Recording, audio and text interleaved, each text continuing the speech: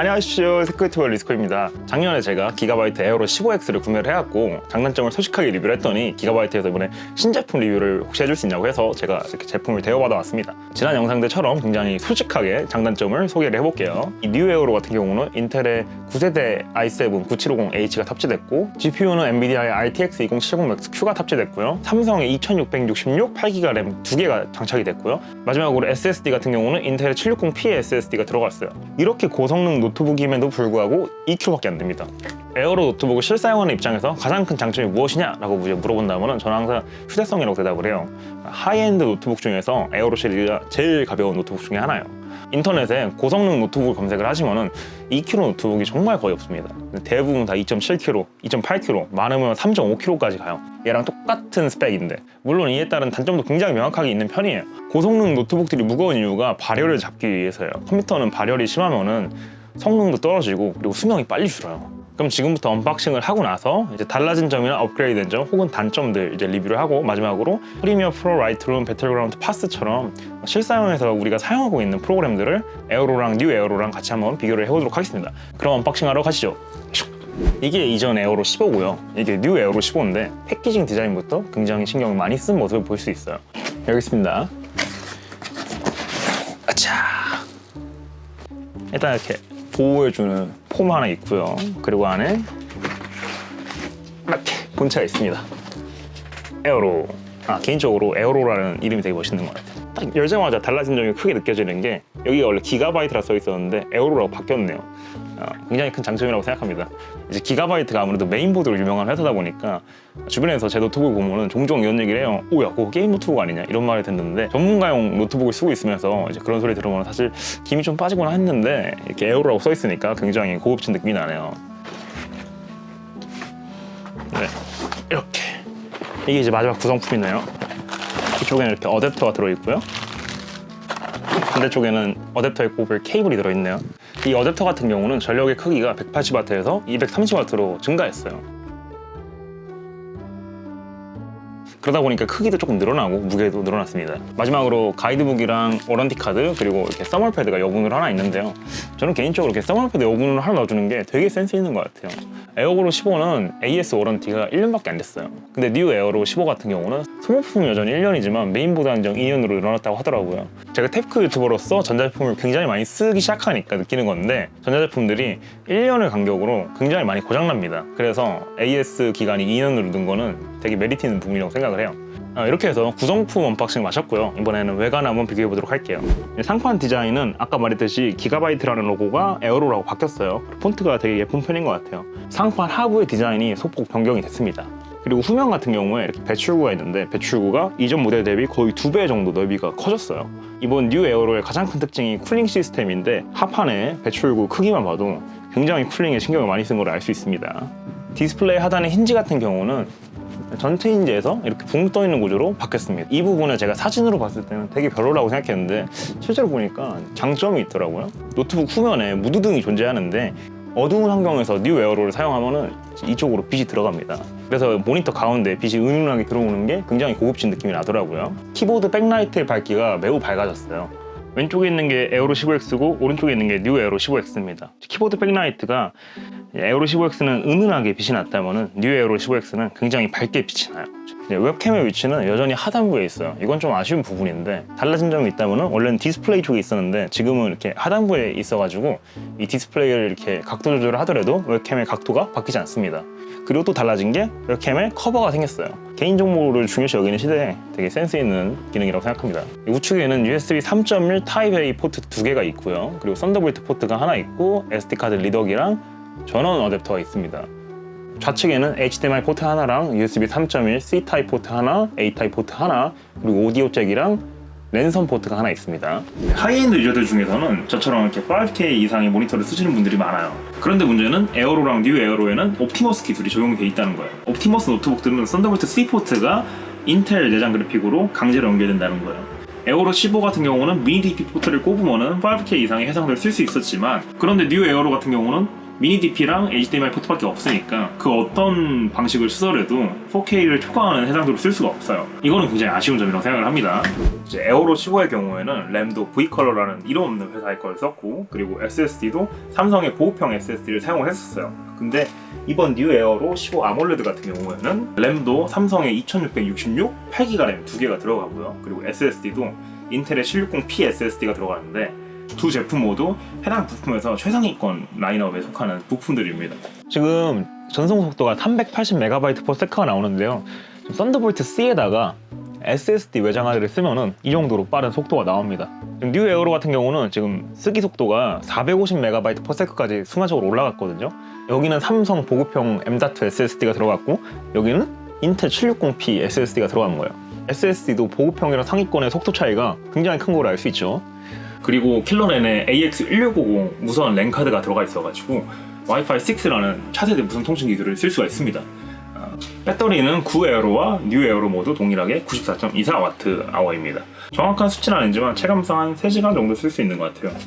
에어로가 고성능 노트북임에도 불구하고 2kg인 이유는 여러 가지 트레이드 오프를 했기 때문이에요. 가장 큰 단점이 쿨링 시스템이 부족했다는 거거든요. 이전 모델 같은 경우는 히트 파이프도 2개고, 그리고 팬 크기가 굉장히 작았습니다. 근데 이 뉴 에어로는 히트 파이프가 5열이 들어갔어요. 그리고 팬의 크기도 훨씬 커졌고, 블레이드 나이스도 71개로 늘어났습니다. 이 팬의 크기가 크고 블레이드 개수가 늘어나면은 풍량이랑 풍압이 세집니다. 옆에 있는 배출구에 손을 대보면은 이전 에어로보다 훨씬 센 풍압을 실제로 느낄 수가 있어요.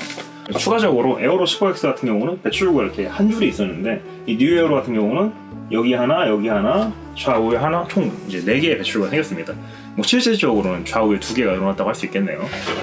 마지막으로 마감 처리를 할 때 서머를 그리즐리 서머를 썼다고 하더라고요. 그리즐리 서머의 별명이 곰 서머인데, 곰 서머는 서멀 그리스의 상위권에 속하는 제품 중에 하나예요. 기가바이트 엔지니어들이 쿨링 시스템에 정말 공을 들인 모습을 볼 수가 있었어요.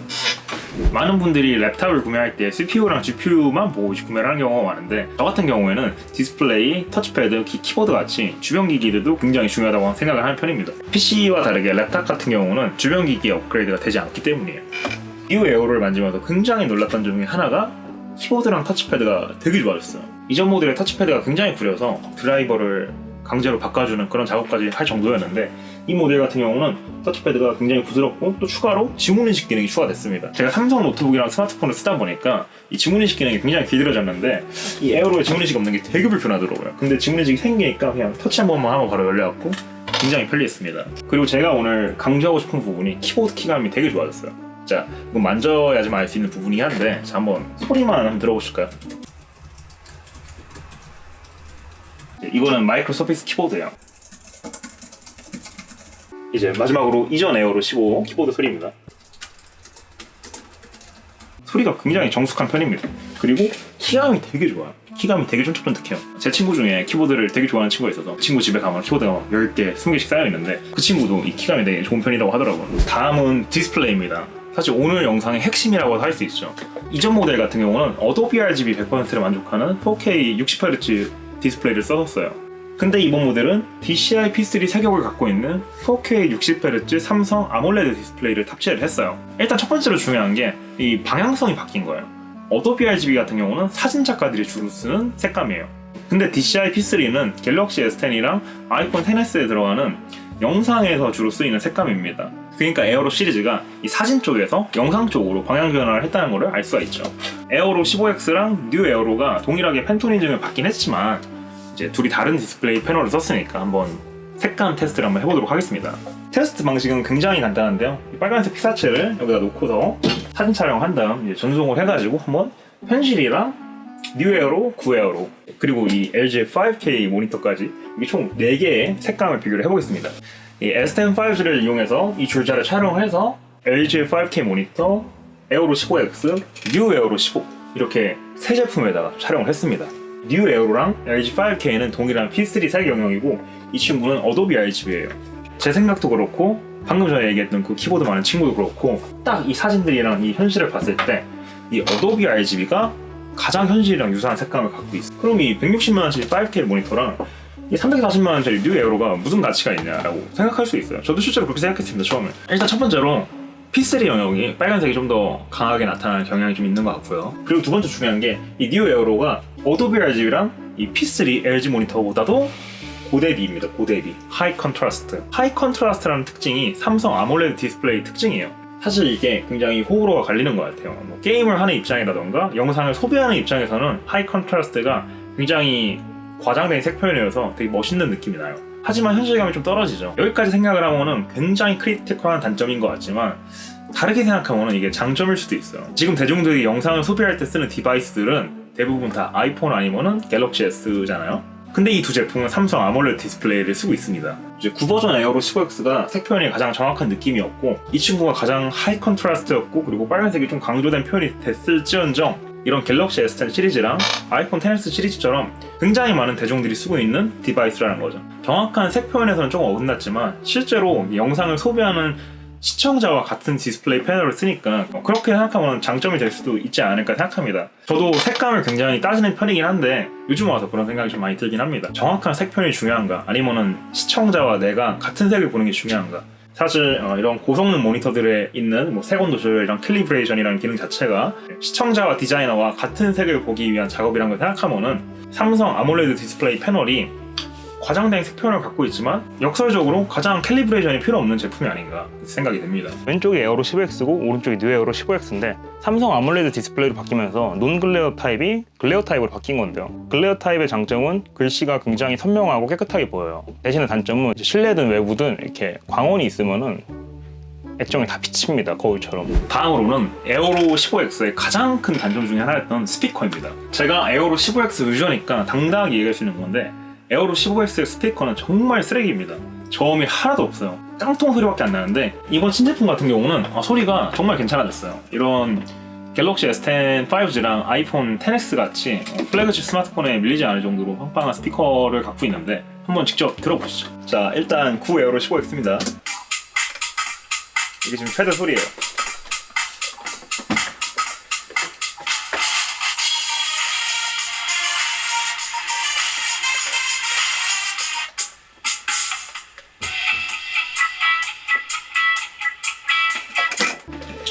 이번에는 뉴 에어로 15X입니다. 동일한 2W 스피커 두 개가 들어있어요.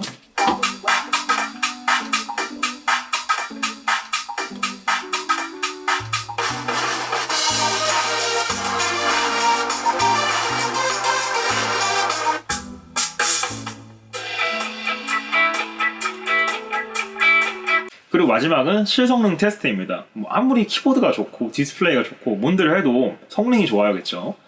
프리미어 프로랑 라이트룸 그리고 배틀그라운드, 파스 이렇게 4개의 프로그램을 이제 에어로 15랑 뉴 에어로 15를 동일한 환경에서 테스트를 해서 한번 둘이 이제 성능 비교를 한번 해보도록 하겠습니다. 첫 번째로 프리미어 프로부터 한번 테스트 해보도록 할게요. 조건은 모든 연결을 끊고 이제 프리미어 프로만 킨 상태로 한번 익스포트를 해보겠습니다. 테스트 영상은 3분 3초짜리 영상으로 4K 촬영이 됐고 자막이랑 배경음악 처리가 돼 있습니다. 프리미어 프로에서 제공되는 4K 프리셋을 이용해서 작업을 진행해보도록 하겠습니다. 자, 이전에 설명한 것처럼 이 어댑터를 반드시 장착을 해야지만 제 성능을 낼 수 있어요. 이걸 끼고 안 끼고 성능 차이가 굉장히 큽니다.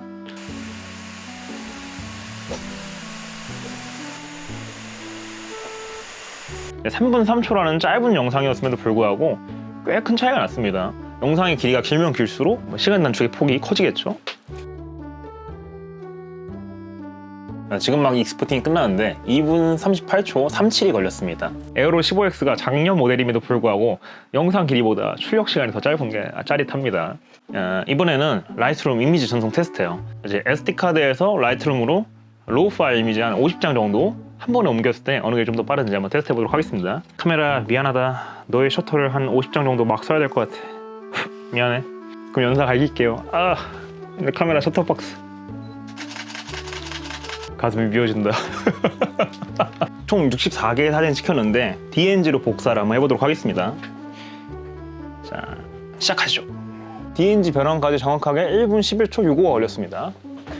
이번에는 에어로 15X, 이전 버전 에어로 15X 한번 테스트 해보도록 할게요. 한번 진행해 보겠습니다. 시작. 네, 정확하게 1분 15초 59가 걸렸습니다. 이미지를 가져오는 작업에서도 적지 않은 차이가 있네요. 이게 만약에 640장이 된다면 훨씬 큰 차이가 나겠죠. 이번에는 파이널 스트라이크 테스트예요. 파이널 스트라이크의 경우에는 이제 최신 아키텍처에서는 살짝 신뢰성이 조금씩 떨어지고 있는 모습을 보이지만 그럼에도 불구하고 가장 대중적인 테스트이기 때문에 한번 진행해봤습니다. 이제 에어로 15X 같은 경우는 13,169점이 나왔고 그래픽 스코어는 15,189, 이제 피직스는 14,312점이 나왔어요. 그래픽스랑 피직스 모두 동일 사양 노트북 대비 성능이 조금씩 내려가 있는데요. 아무래도 발열이 되게 심한 제품이다 보니까 그런 것 같습니다. CPU 코어 온도를 보기만 하더라도 최대 94도까지 올라가는 모습을 볼 수 있어요. 사실 90도 이상 올라가면 굉장히 발열이 심한 거거든요. 그만큼 쿨링 성능이 좀 부족한 감이 없지 않아 있지만 이제 프리미어 프로나 라이트룸 작업하는 데는 문제가 없었습니다. 뉴 에어로 같은 경우는 파이널 스트라이크 점수가 14,700점대가 나왔어요. 그래픽스는 16,667, 피직스가 14,386이 나왔는데 사실 굉장히 안타까운 점수예요. 동사양급 다른 노트북들은 이거보다 훨씬 높은 성능이 나옵니다. 그래픽스 점수는 괜찮은 것 같은데 피직스 점수가 굉장히 낮게 나왔어요. 이러한 이유가 옆에 온도를 보면 알 수 있는데 지금 CPU의 온도가 최대 95도까지 올라갔어요. 반대로 에어로 15X보다 1도 더 높은 모습을 보여주고 있어요. 제가 솔직한 소감을 얘기를 하면 에어로 15X 대비 뉴 에어로가 쿨링 성능이 훨씬 나은 건 맞아요. 딱 보기만 해도 좀 더 발열을 빨리빨리 잡아주는데 그럼에도 불구하고 순간적인 발열은 여전히 있습니다. 이제 경량 노트북의 한계라고 할 수 있죠. 과부하 걸리면 90도, 95도까지 팍팍팍 올라갑니다. 다만 에어로 15X 대비 뉴 에어로가 그게 좀 더 빨리 가라앉아요. 뉴 에어로 같은 경우는 쿨링 시스템에 굉장히 노력했음에도 불구하고 여전히 CPU의 온도 컨트롤에는 부족함이 보여요. 그래서 스로틀링이 과하게 걸려서 파스 점수가 낮게 나왔습니다. 4K 디스플레이를 사왔고 디자인 작업하는 분들에게는 뭐 그렇게 큰 상관이 없겠지만 이게 이번에 240Hz 버전도 있거든요. 이제 240Hz FHD 버전을 구매하시는 분들은 휴대성이랑 성능이 이만큼 트레이드 오프 됐다는 거를 명심하시고 구매를 하셨으면 좋겠습니다. 그럼 이제 마지막으로 배틀그라운드 테스트 한번 해보도록 하겠습니다. 지금 4K 해상도 국민 옵션 상태입니다. 55에서 한 63프레임 사이에 프레임 수가 나오고 있어요. 교전이 좀 심하면 55프레임까지 떨어지는 모습을 보이고 있고 보편적으로 60프레임이 뽑히고 있습니다. 설정을 울트라로 바꾸게 되니까 한 28에서 32프레임 사이로 왔다 갔다 하게 되고요. 보편적으로 30프레임이 고정적으로 찍히는 모습이 보입니다. 이제 풀 HD 울트라의 경우에는 80에서 92프레임이 계속 뽑히는 모습이 보이고요. 평균적으로 한 85에서 7프레임 정도가 뽑히고 있네요. 교전이 심한 순간에는 순간적으로 한 79프레임 정도까지 떨어지긴 합니다. 지금 뉴 에어로 4K 울트라 설정인데요. 36에서 한 38프레임 정도가 뽑히고 있습니다. 교전이 심한 지역에서는 33프레임까지 순간적으로 떨어지는 모습이 보이네요. 국민 옵션 상태에서는 65에서 70프레임 정도가 뽑히는 모습이 보이네요. 보편적으로 한 67프레임에서 69프레임 정도 왔다 갔다 하고 있습니다. 에어로 15X는 4K 상태에서 게임이 플레이가 좀 어려웠는데 뉴 에어로 같은 경우는 4K 상태에서도 충분히 게임을 즐길 수 있을 정도의 사양으로 올라왔습니다. 오늘은 이렇게 뉴 에어로 15 아몰레드 버전을 언박싱하고 에어로 15X랑 비교 분석해봤는데요. 프리미어 프로, 라이트룸, 배틀그라운드까지 모든 부분에서 성능 향상이 느껴져요. 다만 좀 아쉬운 거는 파스 테스트에서 동급 노트북들 대비 성능이 좀 낮게 나와요. 이러한 점은 아무래도 노트북이 경량이다 보니까 쿨링 시스템을 아무리 강화를 해도 한계가 좀 있는 부분으로 보입니다. 그리고 키보드, 터치패드, 지문인식, 스피커처럼 주변 기기에서 업그레이드가 굉장히 크게 있어요. 다만 굉장히 아쉬운 게 DP 포트가 제거가 되었고 이런 5K 이상의 해상도의 모니터를 사용할 수가 없는 게 되게 아쉬운 것 같습니다. 그리고 또 추가적으로 어도비 RGB 4K 디스플레이에서 삼성 아몰레드 디스플레이로 바뀌었는데 삼성 디스플레이니까 굉장히 큰 장점일 줄 알았지만 원래 실제 색보다 굉장히 과장되고 고대비의 색 표현을 볼 수 있었습니다. 되게 단점이라고 생각할 수도 있겠지만 다르게 생각해보면 이렇게 갤럭시 S10이나 아이폰 같이 소비자들이 주로 사용하는 디바이스에서 사용하는 디스플레이와 동일한 패널을 이용해서 작업을 할 수 있으니까 보는 시선에 따라서 장점이 될 수도 단점이 될 수도 있을 것 같습니다. 오늘 영상은 여기까지고요. 이제 다음 영상에서는 제가 이 뉴 에어로 15 아몰레드 버전을 한 달 정도 써보고서 이거는 생각보다 괜찮은 점이다. 이거는 생각지도 못했던 단점들이다. 이러한 점들을 위주로 이러한 실사용 영상 한번 올리도록 하겠습니다. 영상 유익하셨다면 구독 버튼 꼭 눌러주시고 그럼 다음 영상에서 또 만나요. 안녕히 가십시오.